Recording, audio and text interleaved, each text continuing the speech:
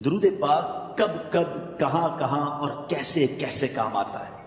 ایک بہت ہی خوبصورت واقعہ، بڑا ایمان افروز واقعہ ہے جو میں آپ کے سامنے پیش کرتا ہوں۔ ایک دوست نے اپنے ایک دوسرے دوست کو قرض دیا، اور جب اس نے قرض دیا تو وہ قرض ایک بڑی اماؤنٹ تھی، 3000 دینار۔ وہ ٹائم آ گیا جب اس ٹائم وہ قرض لینے کے لیے اپنے دوست کے پاس گیا کہ بھائی مجھے میرے پیسے واپس دو، تو اس نے کہا کہ پیسے تو نہیں ہے میرے پاس، میں کولیپس ہو گیا ہوں، بزنس اب میرا ختم ہو گیا ہے، میں تمہاری رقم نہیں دے سکتا۔ اس نے ایک اور ٹائم دے دیا اسے کہ ٹھیک ہے اب اتنے وقت دنوں کے بعد میں دے دوں گا۔ وہ ٹائم بھی گزر گیا، اور جب وہ ٹائم بھی گزر گیا تو اس کے بعد اس دوست نے کہا کہ اب تو پیسے دے دو بھائی، میرا ٹائم پورا ہو گیا ہے۔ پھر نہ دے سکا ٹائم۔ آخر کار معاملہ جو ہے وہ کورٹ میں چلا گیا، قاضی کے پاس چلا گیا۔ اب قاضی نے جس کو پیسے دینے تھے اس کو بلایا اور کہا کہ بھائی آپ کو اس کے پیسے دینے؟ کہتا ہے ہاں پیسے تو دینے۔ تو کہا پھر دیتے کیوں نہیں ہو؟ کہا پیسے ہیں ہی نہیں، کاروبار ہی ختم ہو گیا ہے، قرضہ تو لیا تھا، اب میرے پاس بچا ہی کچھ نہیں ہے۔ تو کہا اچھا اب یہ بتاؤ کہ کب دو گے، کیسے دو گے؟ اس نے کہا بس میرے پاس پیسے ہی نہیں ہے۔ تو کہا اب تمہارے پاس 30 دن کا ٹائم ہے، 30 ڈیز میں یا تو اس کے پیسے لوٹا دو یا 30 دن کے بعد تمہیں قید کر دیا جائے گا۔ یہ شخص اب گھر آیا، پیسے تو تھے نہیں، مگر شاید علماء نے لکھا کتابوں میں، یہ واقعہ کئی بڑی بڑی کتابوں میں لکھا اور درود پاک کے فضائل کی بڑی بڑی کتابوں میں لکھا، اور اس شخص نے سوچا کہ اس نے ایک حدیث پاک پڑھی ہوئی تھی کہ جس میں نبی پاک علیہ السلام نے فرمایا ہے، جس کا مضمون ہے کہ جو شخص پریشان ہو، مصیبت زدہ ہو، اسے چاہیے کہ مجھ پر کثرت سے درود پاک پڑھے، کیونکہ درود پڑھنا مصیبتوں اور پریشانیوں کو لے جاتا ہے۔ اب اس عاشق رسول نے سوچا اور تو کچھ ہے نہیں، اب میں درود پاک پڑھنا شروع کرتا ہوں۔ صبح سے لے کر شام تک وہ درود پاک پڑھنے لگ گیا۔ 27 دن گزر گئے، only 3 days left، 3 دن باقی تھے قاضی کے پاس جانے میں۔ 27 دن گزر گئے درود پڑھتے پڑھتے۔ جب 28ویں رات آئی تو آنکھیں تو بند ہوئیں، مگر خواب میں اسے ایک آواز آئی، گھبراؤ نہیں، تمہارا قرضہ ادا کر دیا جائے گا، تمہارا مسئلہ سالو ہو جائے گا۔ صبح اٹھتا ہے، درود پاک پڑھ رہا ہے، مگر کہتا ہے یہ آواز سے تو مسئلہ حل نہیں ہوگا، پیغام کیا ہے اسے سمجھ نہ آیا۔ 28واں دن گزر گیا، 29ویں رات آ گئی، مگر اب آنکھیں بند ہوئیں اور قسمت جاگ اٹھی۔ نبی پاک صاحب الاولاق صلی اللہ تعالیٰ علیہ وسلم خواب میں تشریف لائے، اور پیارے آقا صلی اللہ تعالیٰ علیہ وسلم نے فرمایا گھبراؤ نہیں، علی بن عیسیٰ وزیر کے پاس جاؤ، وہ تمہارا قرضہ ادا کر دے گا۔ اب یہ عاشق رسول صبح اٹھا تو ویری فریش، حشاش بشاش کہ اب تو کام ہو گیا، نبی پاک نے خواب میں آ کر بشارت دی ہے۔ مگر پھر ذہن میں سوال آیا کہ علی بن عیسیٰ کے پاس جاؤں گا تو ثبوت کیا ہے، پروف کیا ہوگا؟ میں جا کر اس کو کہوں گا کہ میرا قرضہ دے دو، تو ایسے تو قرضہ نہیں دے دینا۔ اور میں نے اس کو کہا کہ مجھے نبی پاک نے خواب میں کہا ہے، اور اس نے اگر مجھ سے کوئی نشانی مانگی تو میں نشانی کیا دوں گا؟ آخری دن تھا، 29واں دن تھا، وہ بھی درود پڑھتے پڑھتے گزر گیا۔ 30th نائٹ آ گئی، صبح وہ دن ہے جب عدالت میں جانا ہے۔ اب اس رات پھر نبی پاک علیہ السلام خواب میں تشریف لائے، اور آقا علیہ السلام نے فرمایا کہ علی بن عیسیٰ وزیر کے پاس جاؤ، وہ تمہارا قرض ادا کر دے گا۔ کہ حضور چلا تو جاؤں گا، لیکن اگر وزیر نے مجھ سے کوئی نشانی طلب کی تو میں کیا جواب دوں گا؟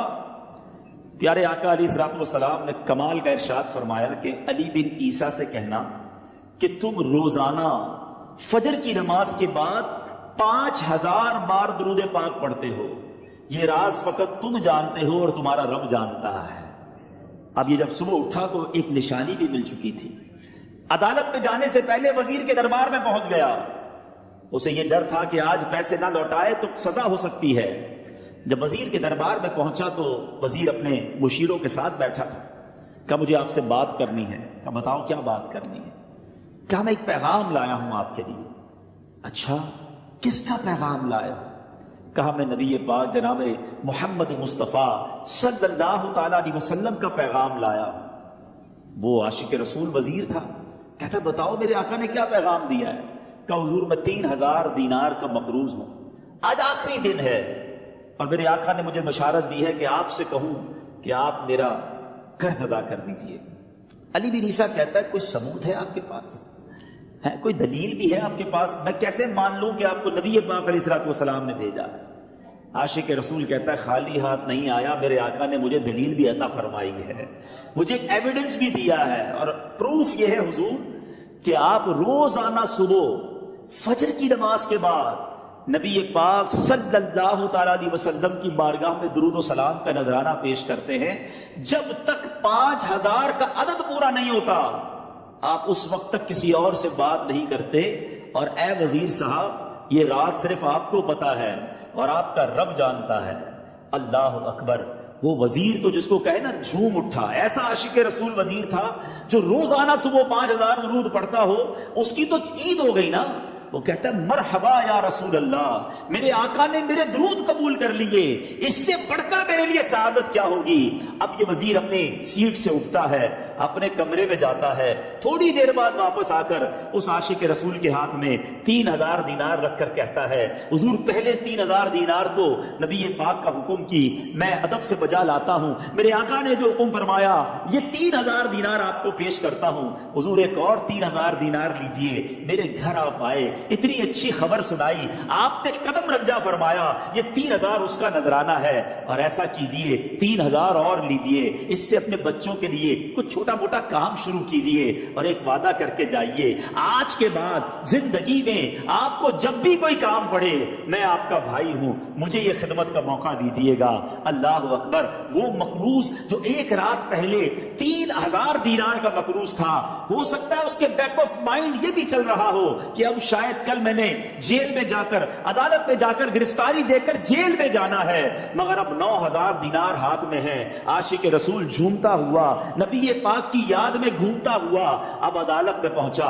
عدالت میں everybody expecting over there کہ آج اس نے آنا ہے اور آ کر کہنا یہی ہے کہ پیسے تو نہیں ہیں، گرفتار کر لو، مگر جا کر اس عاشق رسول نے 3000 دینار جج صاحب کے ہاتھ میں رکھ دیے۔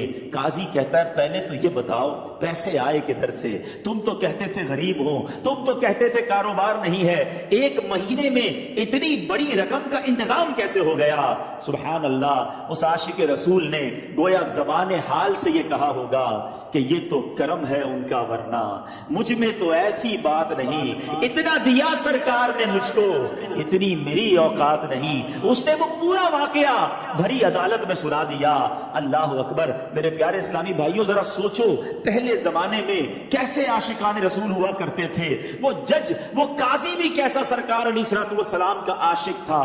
اپنی سیٹ سے اٹھتا ہے، بھرے دربار میں بھری عدالت میں وہ اپنے چیمبر میں اپنے کمرے میں جاتا ہے، اور تھوڑی دیر بعد واپس آ کر اس کے ہاتھ میں بھی 3000 دینار ہیں، اور وہ 3000 دینار جو ہے وہ اس عاشق رسول کے ہاتھ میں رکھتا ہے کہ سارا ثواب علی بن عیسیٰ کیسے لے جائے، میں بھی تو نبی پاک کا غلام ہوں، میں تمہارا قرضہ میں ادا کرتا ہوں۔ اچھا، اب ایک اور عجیب سینیریو یہ بن گیا کہ جس نے کیس کیا تھا، جس نے دعویٰ کیا تھا، وہ بھی یہ سارا منظر دیکھ رہا تھا۔ کہتا ہے جج صاحب ذرا رکیے، میں بھی اپنے آقا کا امتی ہوں، اور ایک کام کیجئے قلم کاغذ منگوائیے، اس عاشق رسول کا قرضہ ہی میں معاف کر دیتا ہوں۔ اچھا، اب عاشق رسول نے وہ واپس 3000 دینار تو جج صاحب نے دیے تھے، وہ واپس جج صاحب کو دیے کہ حضور یہ پیسے آپ ہی رکھ لیں، قرضہ ہی معاف ہو گیا، اب آپ کے پیسے کا میں نے کیا کرنا ہے؟ جج صاحب کہتے ہیں جو پیسے نبی پاک کے نام پر نکالے ہیں اب مجھے واپس نہیں چاہیے، یہ بھی تم اپنے ساتھ لے جاؤ۔ اللہ اکبر! میرے میٹھے اسلامی بھائیوں، وہ عاشق رسول ایک رات پہلے 3000 دینار کا مقروض ہے، اب 12000 دینار لے کر گھر کو واپس جا رہا ہے۔ اس ایک واقعے کے اندر جو ہم سب کے لیے درس ہے، جو ہم سب کے لیے پیغام ہے، شاعر لکھتے ہیں نا، دکھوں نے تم کو جو گھیرا ہو تو درود پڑھو، دکھوں نے تم کو جو گھیرا ہو تو درود پڑھو، جو حاضری کی تمنا ہو تو درود پڑھو۔ آج ہم بہت ساری پرابلمز میں ہوتے ہیں، یہاں بھی ہو سکتا ہے میرا کوئی بھائی بیمار بیٹھا ہو، کوئی قرضے میں ڈوب گیا ہو، کسی کا کوئی بزنس پرابلم چل رہا ہو، کوئی فیملی ایشو میں ڈسٹرب ہو، آپ کسی بھی پرابلم میں ہیں تو خدا کی قسم درود پاک ایسا وظیفہ ہے. لوگ بہت سارے وظائف پوچھتے رہتے ہیں, بہت سارے جناب وظائف کے بارے میں معلومات کرتے رہتے ہیں. سچی بات یہ ہے ہر درد کی دوا ہے صلی علی محمد. ہر درد کی دوا ہے صلی علی محمد. تعویذ ہر بلا ہے صلی علی محمد. تو خدا را اپنی زندگی میں درود پاک کو شامل کر لیجئے, اور آپ بلیو کریں جب آپ نے کثرت سے درود پاک پڑھنے شروع کر دیے, آپ اپنی آنکھوں سے دیکھیں گے آپ کے پرابلم دور ہو رہے ہیں, آپ کی صحت اچھی ہو رہی ہے, آپ کے قرضے اترنے شروع ہو گئے ہیں, روزگار میں آپ کے برکت ہونا شروع ہو جائے گی, آپ کے چہرے پہ نور آنا شروع ہو جائے گا, آپ کی زبان میں اثر آنا شروع ہو جائے گا. مجھے اپنی اور ساری دنیا کے لوگوں کی اصلاح کی کوشش کرنی ہے.